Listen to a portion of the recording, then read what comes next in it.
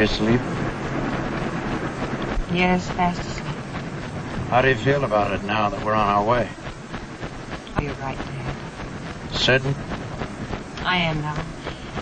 I suppose I was just keeping her in San Francisco, hoping against hope that one day the doctors would come up with some miraculous cure. But, oh, she'll love your ranch. She'll be happy there. I've got to face it, Dad. That's all we can do for her now.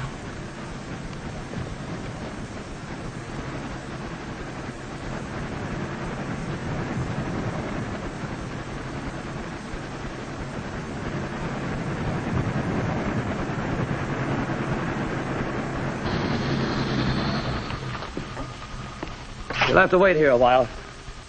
You better park right over there. Those are your instructions.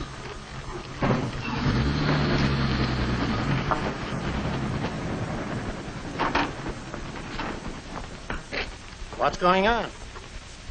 You got yourself a front seat to something you're not going to forget so quick. See that hill? You'll see it light up like you never saw light before. Any minute now, they're going to test an atomic bomb. Dad, let's turn back. Wouldn't get very far. Ought to go off any minute now. But what about Vivian? She'll be terrified. It'll be just like fireworks for her. She doesn't know what it means. We'll be the ones who'll be frightened.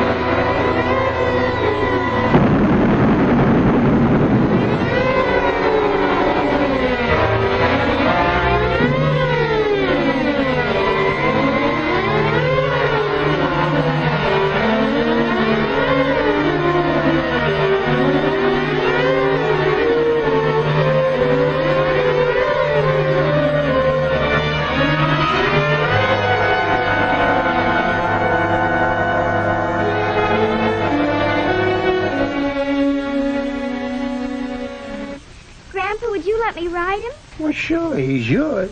Can you ride? No, Grandpa, but I can try. Well, you go on, then.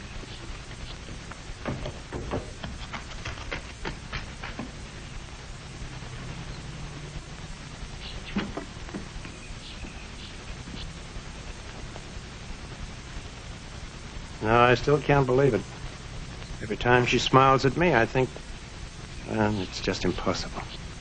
The days after the doctor told me the diagnosis, I was certain he'd called back to say he'd made a mistake, but...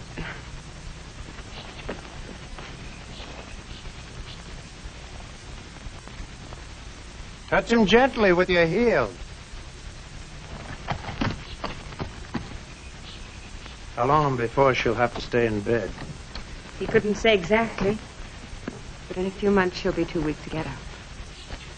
Mr. Vernon? Yes? My name is Ashley. Hello. I came down to see you last week, but they told me you were in San Francisco. That's right. What can I do for you, Mr. Ashley? I wonder if you'd be interested in selling your ranch. I'm afraid you came at the wrong time. This place is giving a deal of pleasure to a little girl, and at this moment I wouldn't dream of giving it up. Well, it isn't a matter of giving immediate possession. We have options on the land from here all the way down to the river. But we would like a hold on your place, in case of possible expansion later on. Expansion for what? Oh, I thought you knew. The whole town's talking of it. Well, I just got in an hour ago. Oh, I see. Well, I work for the Atomic Energy Commission. They're going to build a plant here. Grandpa, am I doing all right? Just fine. In 3 months, this place will be a boom town. Sure, there'll be problems, but there'll be advantages for every one of us. How much is your place worth right now? About 4,000. Well, in 6 months, I'll be able to get you 12 for it. Maybe 15. If he wants to sell. I won't be going to sell. It's my home, Harry. It's where I was born and raised. It's where my folks settled when they come out here in covered wagons. And they looked all over before they picked this as the best spot. Well, maybe it won't help you so much, but things haven't been too good here for 2 or 3 years. Plenty of people in town that could use a little more money. Harry can tell you about that, can't you, Harry? I'm afraid I can't. You don't run a bank without knowing the problems people have. All of us have. Money-wise, I mean. And money is what the plant's going to bring to this town. Of course, I'm not saying that money means happiness. But it's a lot easier when you're not pinching and skimping and worrying year after year. So it's just a question of money. Oh, there's more to it than that. Now, you fellows got me elected mayor, and I know what this town needs and how much it needs. A new school building, for one thing. And, Doctor, how far is it to the nearest hospital? 26 miles. And a decent water system wouldn't hurt. Looks like we got along without him so far. But is that any reason why our children should have to? That's why I'm glad the plant is coming here. It'll mean the best schools and hospitals and things like that. Sure, I'll hate to see the old town change just like anybody else, but I'm darn sure it'll be worth it. Seems to me you're all ducking the real point. Now, what's this plant going to make? Fissionable material, they call it. No matter what they call it, it all adds up to one thing. The atomic bomb. And that's why this whole idea makes me sick. There won't be any danger around the plant. Everything will be carefully controlled. That's not the point. I was at Hiroshima, Doc. Maybe 8 or 9 days after the bomb was dropped. I saw what was left. So they're going to make the atomic bomb here. While I'm selling my place and leaving town. I don't want any part of it. I can understand how he feels. After that kind of an experience, naturally he's afraid of the whole idea of the bomb. Let us be honest. We're all afraid. We're all terrified, and so are people all over the world. But the fact of the matter is the bomb is here. Now that it's been invented, we just can't stick our heads in the sand and pretend that it doesn't exist. And say what you like about it. Having the bomb is pretty good insurance against an attack by an aggressor. John, you've been very quiet. How do you feel about this? Well, I was listening. I only heard the news about an hour ago, and I don't like to make up my mind in a hurry. Have you made it up now? Yes, I think I have. I agree with a lot you fellas have been talking about. But the bomb's been invented, and there's nothing we can do about that. The point is, do we want it here? Harry says the plant will bring money into the town. Well, that's fine, of course. We can all use a little more money. I know I can. Farrell says it'll give us new schools and a hospital and so on. But where will all this come from? From the atomic bomb. And the atomic bomb, no matter how thin you slice it, is simply a machine for killing people. Yeah. My folks came here about the same time yours did, Tim. That's right. Maybe today it isn't as big a town as they dreamed it would be.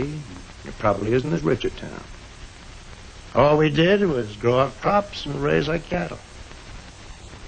But at least we never tried to make any money out of other people's unhappiness. No. Some of you are worrying that the town will change. I'm worrying about the people who live in this town. What sort of people we will be after we grow rich on the atomic bomb. With our schools and hospitals that we know one day will have to be paid for with other people's lives. Yeah. That's the change I'm worrying about. I don't think it's worth it. Mostly what you read about, I grant you that. It's mostly what it's been used for so far. That's the tragedy of nuclear energy. But it had to begin at Hiroshima. No wonder the world is confused. Many of us are afraid. So far in this film, you've seen demonstrations of atomic energy at work as a force for good in industry and agriculture. Now we go on to a more dramatic use of this God-given force. This girl is suffering from one of mankind's most dread diseases, cancer. She has cancer of the thyroid gland. A few years ago, this would have meant her case was hopeless. Now she has a chance. That glass looks like it has plain water in it, but actually it contains hope. Hope in the form of a radioactive iodine solution. Now, most people know that iodine is used in treating thyroid, but let's explain where this radioactive business comes in. Here we see the young lady on the examination table. Suppose, instead of the radioactive solution, she'd swallowed a tiny wristwatch. Then, if you could listen closely enough, you could hear it ticking in her throat. In the same way, A little bit of atomic energy in the solution she drank is now sending out signals from her throat. These signals are being picked up by the apparatus suspended over her neck, and so provide a new and tremendously valuable guide to the doctor in his efforts to help the girl. Now take a look at this instrument. It doesn't seem very interesting, but believe it or not, you're seeing a bunch of atoms drawing their own picture. Every tick of a radioactive atom causes a pin in the instrument to jiggle as it passes over the chart. Let's see it in action. This gentleman may have cancer of the thyroid gland. He's drinking the same kind of iodine solution the young lady drank. And just as it did in her case, the iodine concentrates in the cancer tissue. Then the atoms go to work and draw their own picture. And so the doctor has a record of the exact location of the cancer, which he could obtain in no other way. Another use of atomic energy as a tracer is in brain surgery.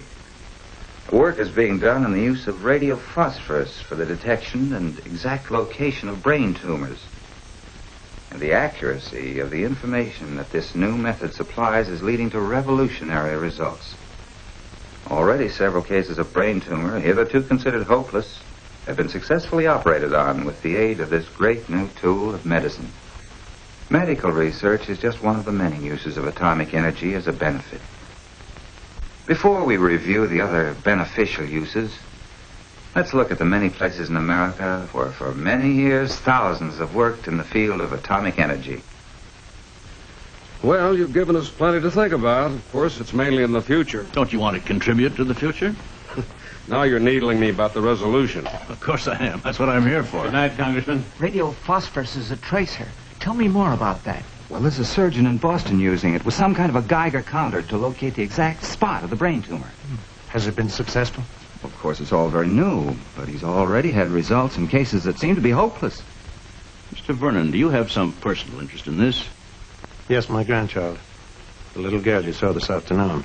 She's dying of a brain tumor. Do you have this surgeon's address? Sure. Of course, you realize it's only a chance. I know.